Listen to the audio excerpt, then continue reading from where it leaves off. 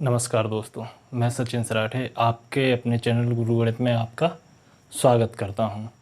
आज हम पढ़ेंगे एनसीईआरटी का क्लास 9 का यूनिट है 1.1 चौथा क्वेश्चन। नंबर सिस्टम से लिया गया है। नंबर सिस्टम की ओर मैंने 3 सवाल तो करवा दिए हैं। ये चौथा है। नीचे दिए गए कथन सत्य हैं या असत्य, कारण के साथ अपने उत्तर लिखिए। और क्या है? पहला, प्रत्येक प्राकृत संख्या पूर्ण संख्याएं होती हैं। प्रत्येक पूर्णांक एक पूर्ण संख्या होती है। प्रत्येक परिमेय संख्या पूर्ण संख्या होती है। तो दोस्तों इसमें 4 शब्द आए हैं हमारे: प्राकृत संख्या, पूर्ण संख्या, पूर्णांक संख्या और परिमेय संख्या। इस क्वेश्चन को समझने के लिए हमको पहले ये चारों चीज़ें पता होना चाहिए। तो सबसे पहले हम इनको ही सॉल्व करते हैं, समझते हैं क्या क्या होती हैं। तो पहला है हमारा प्राकृत संख्याएं। प्राकृत संख्याएं कौन सी होती हैं? प्राकृत संख्याएं, नेचुरल नंबर बोलते हैं इनको। नेचुरल नंबर जो है हमारा 1 से स्टार्ट होता है। 1, 2, 3, 4 और ये अनंत तक जाएगा। ये हो गई हमारी प्राकृत संख्या 1, 2, 3, 4 अप टू इन्फिनिटी। दूसरा शब्द आया है हमारा पूर्ण संख्याएं, होल नंबर। होल नंबर जो है दोस्तों, जो ये संख्या होती हैं, ये इसमें आगे 0 लगा दीजिए। 1, 2, 3, 4 अप टू इन्फिनिटी तक, मतलब अपरिभाषित तक। कौन सी संख्याएं ये? पूर्ण संख्याएं।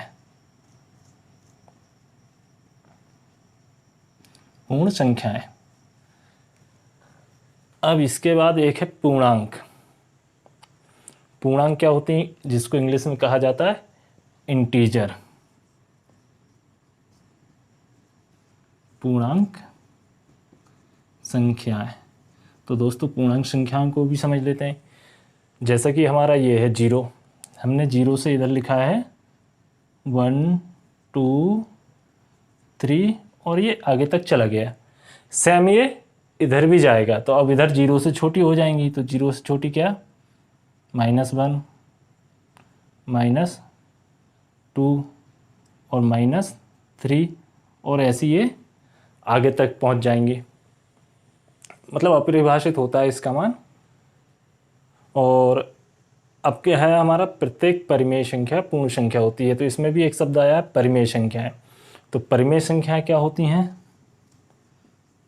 परिमेय संख्याएं। परिमेय संख्याएं होती हैं हमारा रैशनल नंबर। रैशनल नंबर क्या? जिसको हम P/Q के फॉर्म में लिख सकते हैं। जहां P बराबर तो 0 हो सकता है, लेकिन Q बराबर 0 नहीं होगा। तो चलिए हम यहीं से अब समझते हैं हमारा पहला क्वेश्चन। देखिए क्या है? प्रत्येक प्राकृत संख्या पूर्ण संख्या होती है। तो देखिए प्राकृत संख्या ये हैं और ये पूर्ण संख्याएं हैं। ये प्राकृत हैं, ये पूर्ण है। तो इसने कहा है प्रत्येक प्राकृत संख्या पूर्ण संख्या होती है। तो हम देख रहे हैं कि इसमें प्राकृत संख्या इन्वॉल्व है कि नहीं, इसमें लिखी हुई है तो होती हैं। तो पहला क्वेश्चन हमारा क्या हो जाएगा? आंसर हमारा आंसर ये पहले का हो जाएगा सत्य है।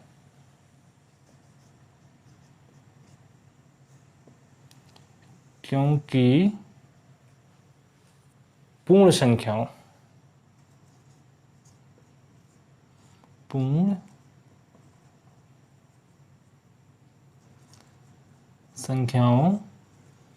के संग्रह में सभी प्राकृत संख्याएं समाहित हैं।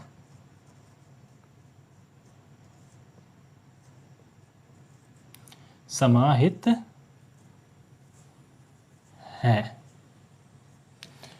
क्या लिखा है? सत्य है, क्योंकि पूर्ण संख्याओं के संग्रह में सभी प्राकृत संख्याएं समाहित हैं। तो हम देख रहे हैं कि ये जो पूर्ण संख्याएं, इसमें प्राकृत संख्याएं समाहित हैं।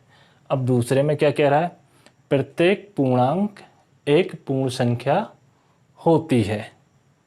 देखिए,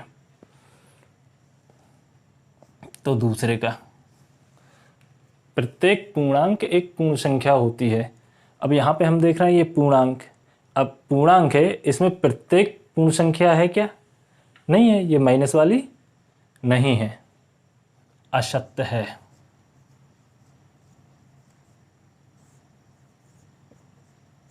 असत्य है, ये वाला फॉल्स हो जाएगा। असत्य है क्यों कि -2 एवं -3 क्या है? ये पूर्णांक तो हैं लेकिन पूर्ण संख्या नहीं है।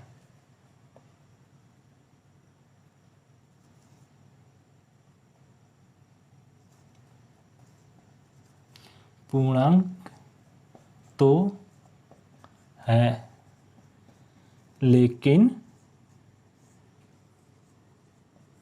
पूर्ण संख्या नहीं है। अब हमारा तीसरा क्वेश्चन देखते हैं दोस्तों। प्रत्येक परिमेय संख्या पूर्ण संख्या होती है। प्रत्येक परिमेय संख्या पूर्ण संख्या होती है। तो दोस्तों, अब यहाँ पे हम देख रहे हैं परिमेय संख्याएं कौन सी होती हैं जिनको हम P/Q के फॉर्म में लिख सकते हैं, जहाँ Q 0 नहीं हो सकता। प्रत्येक परिमेय संख्या पूर्ण संख्या होती है। तो अगर हम सबके बटे में 1 लिखते हैं, जैसे मैंने यहाँ लिख दिया है यहाँ, तो ये परिमेय संख्याएं तो हो जाएंगी, ये वाली बटे में 1 लिखने से ये परिमेय संख्या हो जाएंगी। लेकिन इसको अगर मैं ऐसा लिखूं 1/2 या 1/3, तो ये परिमेय संख्याएं तो हो जाएंगी लेकिन पूर्ण संख्याएं नहीं होंगी। तो तीसरा क्या करेंगे हम? सॉरी, क्रॉस होगा, असत्य है।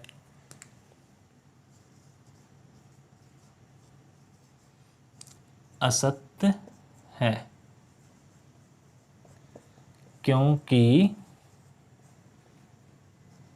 1/2 1/2 परिमेय संख्या तो है। परिमेय संख्या तो है लेकिन पूर्ण संख्या नहीं है। पूर्ण संख्या नहीं है क्योंकि पूर्ण संख्या हम जानते हैं 0 से 1 2 3 4 5 अप टू इन्फिनिटी तक होती हैं। Thank you for watching the video.